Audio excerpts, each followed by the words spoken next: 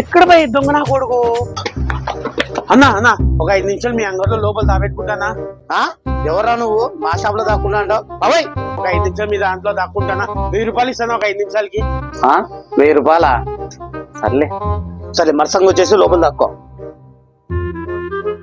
ఏ బాబు, ఈ పిల్లని చూసావా? ఎవరున్నా?